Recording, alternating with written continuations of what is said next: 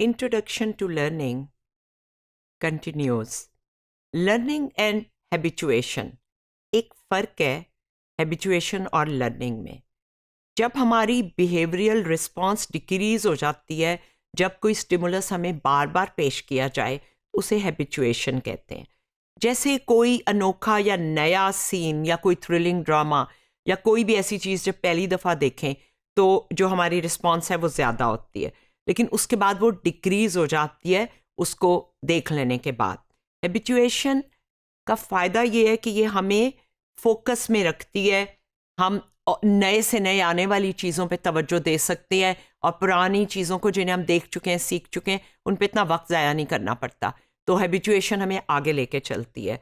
हम अपनी behavioural effort जो है वो रिपीटेडली ओल्ड स्टिमुलाई को रिस्पॉन्ड करने में ज़ाया नहीं करते. हैबिचुएशन लर्निंग नहीं होती. ये ऐसा बिहेवियर में एक चेंज है जैसे इमोशनल रिस्पॉन्स वीक हो गई. पहले बहुत सरप्राइज थी, अब वो चीज़ पुरानी हो गई है, सरप्राइज नहीं रही. तो ये लर्निंग में ये चीज़ कॉमन है, हैबिचुएशन में भी ये होता है. ये एक्सपीरियंस पे बेस्ड हैं दोनों, ये भी उनमें कॉमन है. ये बिहेवियर चेंज कंसिस्टेंट है, तो आप अपने ओरिजिनल लेवल पे वापस नहीं जाते. जब एक दफ़ा एक चीज़ को देख लेते हैं तो आपकी वो इमोशनल रिस्पॉन्स नहीं होती अगली दफ़ा देख के. तो ये तीन चीज़ें तो इसमें और लर्निंग में कॉमन है. हाउएवर ये जो चेंज है इमोशनल रिस्पॉन्स की, ये परमानेंट नहीं होती. तो ये फ़र्क है लर्निंग में और हैबिचुएशन में. आप हो सकता है कुछ लंबे अरसे बाद उसको देखें तो दोबारा वो सरप्राइज आपके अंदर आ जाए. दूसरी टर्म है सेंसिटाइजेशन. सेंसिटाइजेशन होती है तब जब किसी स्टिमुलस की जो रिस्पॉन्स है वो स्ट्रॉन्ग हो जाए, हम उसके साथ ज़्यादा हिसास हो जाए और वीक होने की बजाय, अगर वो बार बार हो रहा हो तो. जैसे कुछ पेनफुल स्टिमुलस बार बार आए आगे पीछे तो उससे हम ज़्यादा हिसास हो जाते हैं. और अगर उसकी इंटेंसिटी एक जैसी भी रहे फिर भी हम कहेंगे अब हमें ज़्यादा दर्द हो रहा है क्योंकि वो बार बार आ रहा है. तो ये है सेंसिटाइजेशन. तो इंटेंसिटी ऑफ द स्टिमुलस को एक जैसा रहे तब भी हम यही कहते हैं कि जो लास्ट में आ रहा है वो हमें बहुत ज़्यादा बुरा लग रहा है. अब इसके भी लर्निंग के साथ कुछ डेफिनेशन फिट होती है. रिपीटेड एक्सपीरियंस है, कंसिस्टेंट चेंज है, और ये रिपोर्ट है कि पेन काफ़ी इंटेंस है. बिहेवियरिज्म वो स्कूल ऑफ थॉट है साइकोलॉजी में जिसने लर्निंग पे बहुत ज़्यादा फोकस किया, और जो बिहेवियर में लर्निंग नज़र आ रही होती है ऑब्जर्वेबल बिहेवियर में, उसको स्टडी किया साइंटिफिकली. उन्होंने इस बात को क्वेश्चन किया कि जो मेंटल इवेंट्स हैं, इमेजेस हैं, फीलिंग्स हैं, सेंसेशन है, उन्हें हम नहीं देख सकते, हम सिर्फ बिहेवियर देख सकते हैं.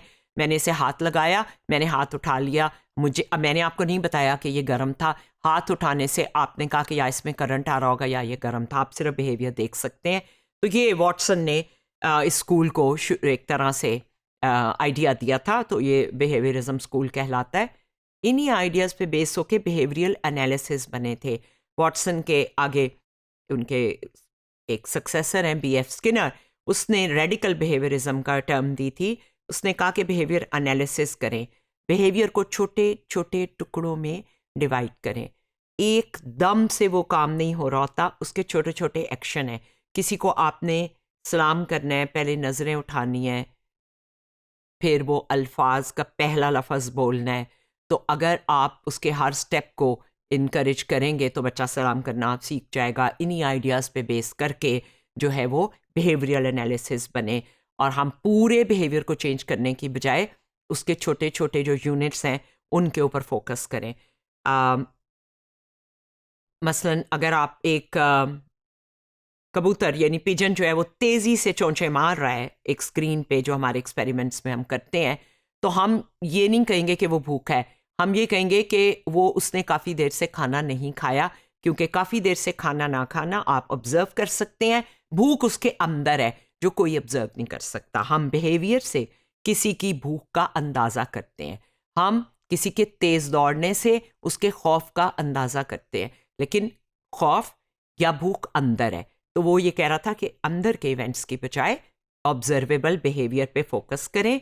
और बिहेवियरल एनालिसिस जो है वो एरिया है साइकोलॉजी का जो environmental determinants of learning and behaviour पे फोकस करता है। इस पे बेस करके बहुत सी टेक्निक्स डेवलप हो गई हैं। इस अप्रोच के ज़रिए वो ऑब्जर्वेबल एक्शंस पे फोकस करती हैं, और अप्लाइड बिहेवियर एनालिसिस भी इसी से निकले हैं, जिसे ABA कहते हैं।